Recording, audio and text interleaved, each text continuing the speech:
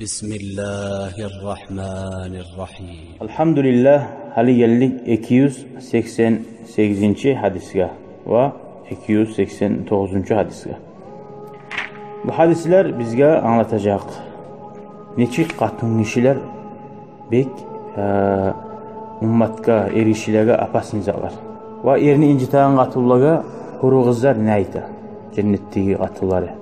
وعن معاذ بن جبل رضي الله عنه عن النبي صلى الله عليه وسلم قال Peygamber aleyhissalatu vesselam aytti de ayta la tu'di imra'atun zawjaha fid dunya illa qalat zawjatuhu minel hur'in.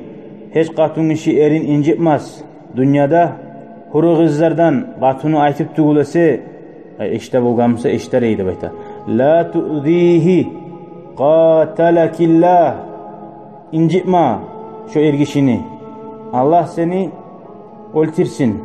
Ay ona murad Allah sana azap verecek diye ma'na anlayımsa. Alda ettik için azap verirler. Fa innama huve indeki dakhilun yushiku en yufariqaki ileyna. O ergişi hali bugün erin bulgamdan seni seni yanına bir konaktır. Yok bola ayrılıp bize gelmege. Bu katından ayrılıp degenini katından ayrılıp almay ergişi dalağın salmay turup. Ay seyaha yemek bizge de duruşu.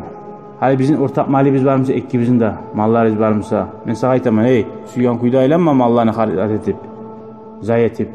Ben de dur mallarını aytagan demek. Şu suysa da suymasa da ahiratta ortak. Huruguzda kadar. Şu Allah-u Teala'nın salgan yolu. Yok da aytmaklığının manası nege tuğulese dünya nege tuğulese dünya çok azzat. Ahiret artı bitmeyen uzaksat. Misali az zaman ne baytıyla bu dünyada. Huru'in ne baytmaklığı ondan murad ulanı gözleri huruzlarını erkin bulurdu bayta. O gözlerinin içini akları bigak bulacak ve toşkuları var ki. Onlar kara bulacaktı bayta. O kepte yerlerin hakları da var katullaga. O yeri gelgeni eskerilecek inşallah. Birbirine eskerilmede eskerildi aldığı hadislerde. Tugul mu? Sizin yaxşilaringizdan tugul dedi katullaga uraganigiz. Lapta yaxşilaringiz katullarıngiz yaxşilaringiz dedi. Katullarını hatırı almasın katullaga aytı deb. Buley errege aytilgan hadisler aldı gitti. Tugul mu? İnşallah. Dağı da hadiste ayta Usama bin Zayd radıyallahu anhu Peygamber aleyhissalatu vesselam aytti deb. Ma taraktu ba'di fitneten hiye adarru ala ricali minen nisai.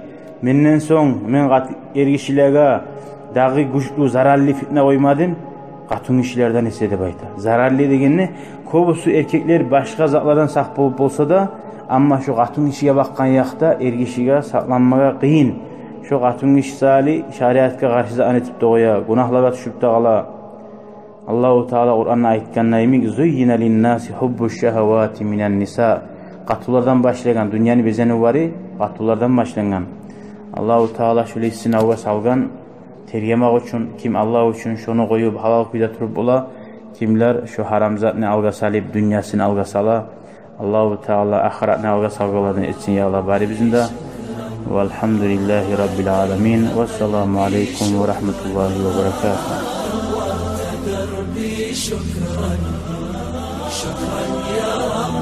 شكرا يا ربي شكرا هديت قلبي شكرا نورت دربي شكرا شكرا يا